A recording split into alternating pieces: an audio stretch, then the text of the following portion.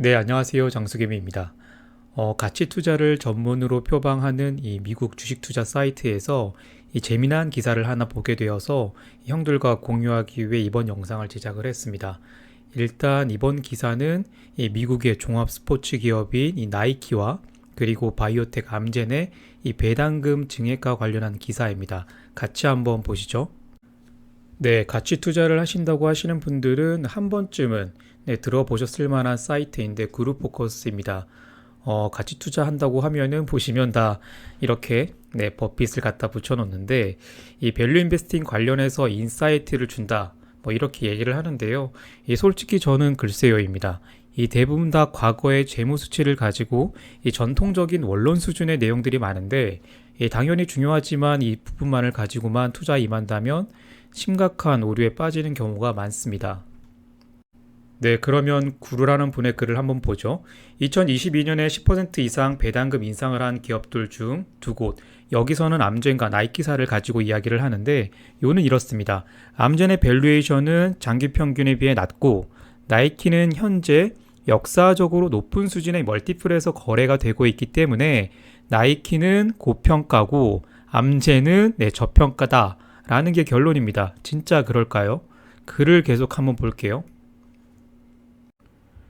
우선 배당 성장은 매우 중요합니다. 트레이더에게는 배당이 별로 중요하지 않을 수 있지만 저처럼 주식을 비즈니스로 소유한다는 관점으로 바라보는 사람에게는 배당은 정말 중요합니다. 주식으로 벌어들이는 수익 자체가 원론적으로도 주가 상승으로 인한 자본 차익 플러스 배당금이기 때문이죠. 이걸 모르시는 분들도 참 많습니다. 일단 회사가 왜 배당을 주냐고 하시는 분들도 많기 때문에 이건 뭐 나중에 한번 다루기도 하겠습니다. 아무튼 평균적으로 기업이 두 자릿수 이상의 배당 성장을 한다는 것은 보통은 기업에 대해서 가장 잘 안다고 할 수 있는 회사의 최고 경영진들이 앞으로 우리 회사의 비즈니스가 더욱더 좋아질 것이고 그에 따라 이러한 배당 성장도 따라갈 것이기 때문에 우리 회사의 주식을 사라 이러한 메시지를 던지는 것이죠. 어찌되었든 간에 20% 이상의 배당금 상향은 매우 높은 수준입니다. 우리의 물가 상승률과 저희처럼 봉급 생활자의 급여 인상률을 비교해 보면 우리가 직관적으로도 바로 알 수 있습니다. 그렇기 때문에 기업에 투자를 할 때는 회사의 배당금 지급 히스토리와 배당 성향을 잘 체크해 보는 것도 매우 중요합니다. 글로 돌아가서 기업의 배당금 증액은 앞으로 이러한 배당 수준과 배당금 증액을 할 수 있다는 자신감이기도 한데 그럼 어떻게 이러한 배당 증액을 할 수 있냐 하는 것이 포인트고 거기에는 바로 기업의 비즈니스 자체가 있습니다. 네, 그러면 암젠부터 보죠. 암젠은 2022년에 2021년 대비 보시는 것처럼 10.2%의 배당금 인상을 발표를 했습니다. 암젠의 분기 배당은 2012년부터 시작이 되었고 그때부터 배당금을 연평균 19% 증액시켜 왔습니다. 2022년 배당금 증액은 10.2%니까 장기 평균 19%보다는 낮지만 5년 평균보다는 높은 수준이니 2022년도 배당금 증액은 높은 수준의 증액으로 봐야 합니다. 2022년 기준 주주들은 보시는 것처럼 7.76달러를 받게 되고 배당 수익률은 202달러 기준으로 했을 때는 3.8%, 암젠의 과거 평균 시가 배당률은 2.3%이기 때문에 배당 수익률이 높죠. 현재 이유는 간단합니다. 주가가 하락했는데 배당금이 증액이 되었으니까 당연히 배당 수익률이 올라가겠죠. 어찌되었던 2021년 기준으로 암젠이 비즈니스를 통해 주당 16.88달러를 만들어내면 그 중에 주주의 몫은 7.04달러로 주주가 가지고 가고 나머지를 가지고 원재료도 사고 직원 월급도 주고 연구개발도 하고 회사 인수도 하고 또 주주를 위해서 자사주 매입을 하고 내부 유보도 하게 됩니다. 결론은 주주가 회사 활동을 통해서 대부분의 이익을 가지고 간다. 주주가 제일 좋다. 이런 거죠. 이해되시죠? 네, 그런데 잘 오다가 제가 영상을 만들게 된 이유이기도 한데 그룹포커스는 밸류 인베스팅이라는 표어답게 이 장기적인 기업 가치를 이 GF 밸류라고 표시합니다. 그런데 여기에 보면 결국 그동안 회사의 성장률과 과거의 평균 멀티플, 형들 그러니까 멀티플은 회사의 주식 한 주가 벌어들이는 금액을 가지고 이게 몇 배 거래되는지로 이해하시면 됩니다. 암젠의 주식이 그동안 이 주당 순이익의 13.4배에 거래가 되었는데 지금은 12배로 거래가 되고 있으니까 이 상대적으로 저평가다 이런 말이죠. 이 뭔 개소리야?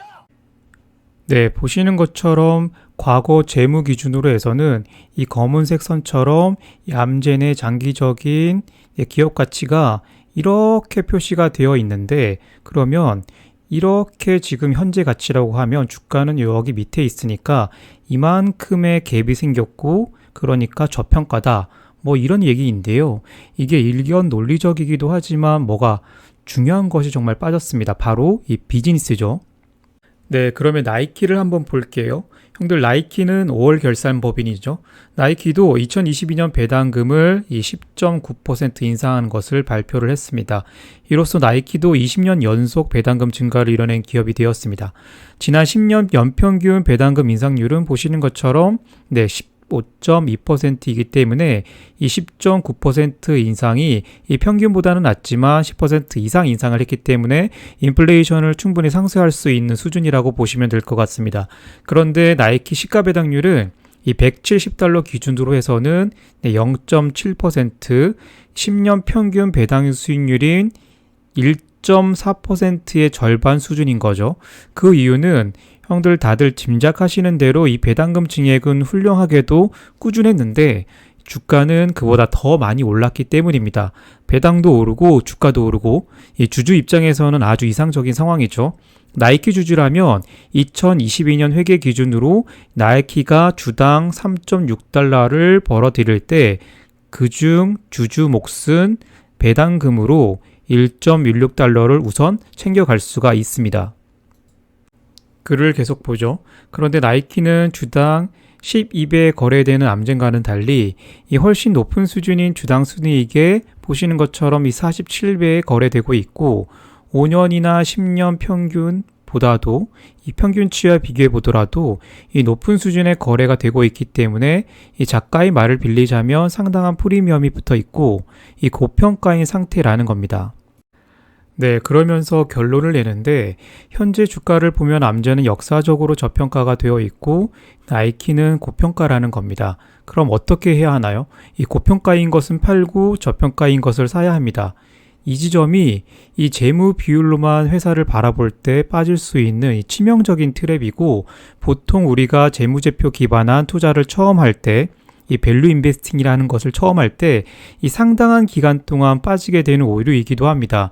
워렌 버핏은 이러한 재무적인 수치를 얘기를 했지만 그 안에 있는 비즈니스를 더욱더 자세하게 들여다봤는데도 불구하고 우리나라에서는 이 밸류 인베스팅이 조금 잘못 알려지고 잘못 받아들여진 것 같습니다. 그룹포커스에서 나온 암젠에 대한 다음 글을 한번 볼게요. 네, 그리고 그룹포커스에서 이 암젠이라는 기업에 대해서 설명한 글이 있는데 한번 쭉 읽어보시죠. 저는 이 글을 읽고 한참 웃었습니다. 왜냐하면 이 암젠이라는 기업에 대해서 전혀 업데이트가 안 되어 있기 때문입니다. 여기 소개글을 보면 다 맞는 말입니다. 암젠은 암 환자의 감염을 줄이기 위해서 뉴라스타, 뉴포젠, 엠브레를 포함한 여러 제품을 판매한다. 그랬는데 이게 대표 제품이기 때문에 이렇게 쓴 거죠. 다만 다 맞는 말인데 이 대표 제품들은 이미 과거의 제품이고 10년 전에나 암젠의 비즈니스가 이랬습니다. 이런 경우가 정말 많습니다. 우리가 이 보통 투자 관련한 기사를 읽거나 아니면 전문가라는 분들의 이야기나 글을 읽어보면 전혀 업데이트가 안 되어 있고 그러한 상황에서 재무 분석을 하면 정말 현실과 앞으로의 상황과는 동떨어지게 되는 이 결과를 맞이하게 될 수 있습니다. 네, 당장 암젠에 가서 2021년 3분기 제품별 매출액만 보더라도 이 뉴라스타와 뉴포젠이 암젠의 주력 제품이 아니다 라는 것을 즉시 확인할 수 있습니다. 그런데 보통은 잘 확인하지 않습니다. 왜냐하면 귀찮기 때문이죠. 그것보다는 이 수박 겉핥기식의 이야기에 쉽게 빠지게 되고 이 무턱대고 배당이 좋다고 이러한 주식들을 또 매수하게 됩니다. 네, 그렇다고 배당주에 투자를 하지 말라는 게 아니죠. 다만 잘못하면 이러한 사례를 보게 될 수도 있습니다. 이 배당주 투자와 관련한 정말 좋은 책인 이 절대로 배당은 거짓말하지 않는다 라는 책인데요. 여기에서 나온 대표적인 배당주 투자 사례가 바로 AT&T입니다. 이 넷플릭스로 대표되는 OTT가 본격적으로 이 시장에 진입하던 시점이 2020년이고 이 케이블과 통신업의 공룡인 AT&T가 이러한 시장 환경에 그리고 변화에 제대로 대응하지 못하는 게 아닌가 하는 우려가 꽤 있었고, 그래도 이 책 말처럼 이 배당 성향과 시가 배당률의 이 장기 평균보다 훨씬 낮기 때문에 정말 좋은 주식이다, 저평가다. 그래서 우리나라 이 배당주 투자자들도 정말 많이 이 매수를 했던 기업입니다. 그러면 이 기업의 주가를 한번 볼게요. 네, AT&T의 5년간의 주가 그래프인데요. 보시는 것처럼 이 가까운 시기 거의 이 40달러대에 절대 배당금 수준과 과거 배당 평균을 비교해서 좋은 배당 주식이다 라고 해서 이 추천을 많이들 했었습니다. 그런데 그 지점에도 이 비즈니스의 자세한 분석은 대부분 빠져 있었습니다. 앞서 말씀드린 대로 이 암젠 소개 정도의 글들과 영상들이 많았는데요. 그 영상 그리고 그 글들 자체의 바탕이 되는 이 소개 자체의 어떤 리소스가 애초에 잘못되어 있기 때문에 이 배당을 단순히 많이 준다고 매수를 했는데 이제 굉장히 고통스러운 주식이 되어버렸습니다. 또 한편으로는 이 상황에서는 이 비즈니스 변화를 가져오게 되면 또 거래의 기회가 생길 수도 있으니까 트레이딩을 또 해볼 수 있는 가격에 도달했다라고 보시면 될 것 같습니다. 네, 중요한 점은 전반적인 비즈니스에 대한 이해와 어떤 전반적인 조사 없이 정말 저는 무분별하게 이 AT&T를 추천하는 영상과 글들을 많이 봤습니다. 정말 조금 너무하다고 생각할 정도로 그러한 내용들을 많이 봤는데 개인적으로는 정말 이러한 심정입니다.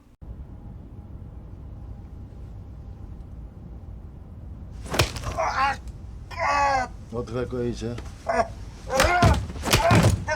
어떡할? 네. 형들, 저도 이 책이 있고 이 대단히 좋은 책이라고 생각을 합니다. 이 책 리뷰도 한번 할게요. 이 주식 투자자 나아가서는 이 쉐어스 오너 입장에서 이 배당은 궁극적인 목표입니다. 우리가 끝까지 그리고 자주 고민해야 하는 건 바로 이 비즈니스의 확장성과 영속성의 기간에 대한 끊임없는 고민이라고 저는 생각을 합니다. 오늘 영상은 이 나이키와 암젠 관련한 가치 투자 사이트 글을 하나 읽으면서 느꼈던 점을 한번 공유해 봤습니다. 거래와 투자를 어떤 방식으로 하든지 저는 다 좋다고 생각을 합니다. 다만 이번 사례를 보듯이 너무 한쪽으로 치우치기보다는 거래든 투자든 조금은 균형 있게 바라보고 이 새로운 사실과 정보가 업데이트가 될 때 다시 한번 대상을 끊임없이 검토해 보는 것이 장기적으로 시장에 남을 수 있게 하는 힘이지 않을까 생각을 합니다. 시장에서 항상 장수하세요.